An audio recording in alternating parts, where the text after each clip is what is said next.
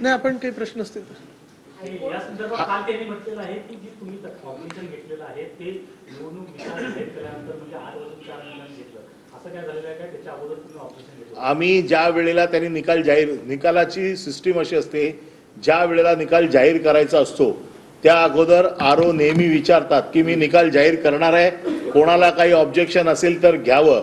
त्यांनी कुठल्याही प्रकारचं, म्हणूनच आम्हाला सीसीटीव्ही फुटेज हवंय, त्यांनी कुठल्याही प्रकारची अशी घोषणा केली नाही.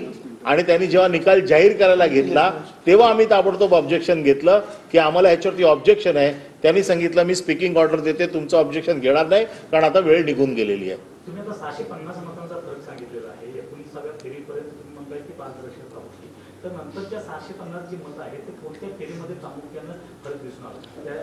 ही सांगतो का 619व्या फेरीनंतर त्यांनी कुठल्याही प्रकारची अनाउन्समेंटच केलेली नाहीये किंवा एआरओच्या टेबलवरना जो हिशोब मिळतो तो देखील आम्हाला मिळालेला नाहीये. तो जर टेबल मॅच झालं तर आम्हाला ऑब्जेक्शन घेण्याचा काही प्रश्नच नाहीये. पण हे कुठल्याही प्रकारचे एआरओच्या टेबलवर जिथे 15वा प्रतिनिधी असतो, या 15व्या प्रतिनिधीचं हे काम असतं की एआरओ म्हणजे सरकारचा जो माणूस जो 14 टेबलचा हिशोब करतो त्याच्याबरोबर बसून ती मतं मॅच करून घेणं आणि मग ती मतं आरओकडे पाठवणं. 650 वोटची जी डिफरन्स येतो तो म्हणजे तुमच्याकडे जे वोट ते जास्त काउंटेड आहेत असं? हो, आमच्याकडे जी मतं जी मोजली गेलेली आहेत ती 650 जास्त मतं आहेत त्याच्यापेक्षा. नाही, पण ती कोणत्या फेरीमध्ये 650 अधिक आहे? आता ही 650 ही कुठल्या फेरीमध्ये कळणार नाही ना. ही ओव्हरऑल 19व्या फेरी ते 23-24वी फेरी ह्याच्या मधला हा हिशोबाचा डिफरन्स आहे. आम्हाला लवकरात लवकर निर्णय द्यावा कारण का येणाऱ्या काळात विधानसभा आहे, काही टाइम पिरियड आपण ठेवलाय. आम्ही कोर्टात टाइम पिरियड मागणार आहे कारण ह्याची कोर्टाच्या देखरेखीसमोर जर ह्याच्या बाबतीतले निकाल झाले, ह्याच्यात काही ट्रायल चालायची गरज नाही. फेरमोजणी जरी झाली, कोर्टाने दिली आणि आमचे जे मुद्दे आहेत ते कोर्टाने ऐकून त्याच्यावर निर्णय दिला तर आम्हाला निर्णय लवकर अपेक्षित आहे.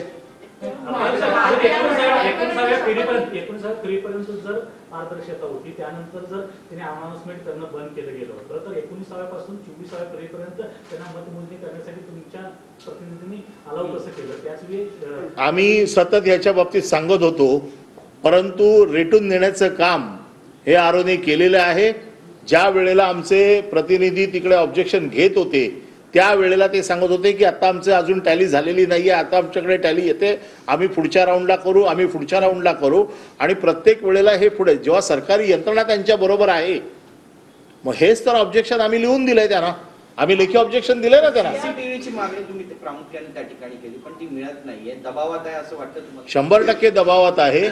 सरकारी यंत्रणेचा गैरवापर पूर्णपणे केला जातोय, अन्यथा सीसीटीव्ही फुटेज द्यायला काहीच हरकत नाही. माझ्या निवडणुकीच्या नियमामध्ये असं आहे की मी जर दररोजच्या कार्यक्रमाचे जरी पैसे भरले तर मला दररोजच्या प्रचाराच्या सीसीटीव्हीचं फुटेज किंवा त्या कॅमेराचं जे शूटिंग होतं त्याचा देण्याचा आणि मला घेण्याचा अधिकार आहे कायदेशीर. त्यामुळे तो अधिकार आमचा कायदेशीर आहे. इलेक्शन पिटिशन फाईल केलेलं आहे का? कुठल्या ग्राउंडवरती मिसकॉन्डक्ट आहे, ईव्हीएम हॅकिंगचा ग्राउंड आहे? आम्ही पीपल रिप्रेझेंटेशन ऍक्ट 51च्या अंडर हे इलेक्शन पिटिशन दाखल करत आहोत. त्याच्यामध्ये सरकारी यंत्रणेचा दुरुपयोग, करप्ट प्रॅक्टिसेस या सगळ्याचा जेवढे नियमामध्ये बसतंय ह्या सगळ्याचा उपयोग करून आम्ही हे पिटिशन दाखल करतोय. कीर्तिकरांना विजयी घोषित करण्यात आलं सुरुवातीला, म्हणजे जे पत्रकार नेते होते त्यांच्याकडनं जी माहिती मिळत होती त्यानुसार. नंतर वायकरांनी आक्षेप घेतला, पुन्हा रिकाउंटिंग झालं आणि त्यानंतर त्यांना विजयी घोषित करण्यात आलं. असा काही प्रकार घडलेला आहे का? नाही, यामध्ये 19व्या फेरीनंतरच गडबड सुरू झालेली आहे. ईव्हीएमचा निकाल लागला, शेवटी त्याच्यामध्ये 1 मताने अमोल कीर्तिकरांना विजयी केलं आणि पोस्टल बॅलेट्स हे सुरुवातीला मोजले जातात आणि सुरुवातीलाच अनाऊन्स केले जातात. याची अनाउन्समेंट सुरुवातीला केली नाही, याची अनाउन्समेंट शेवटच्या 26व्या राऊंडला केली, जी सुरुवातीच्याच राऊंडला करायला पाहिजे होती. मोजल्या ताबडतोब पोस्टल बॅलेट मोजायला पाहिजे होतं.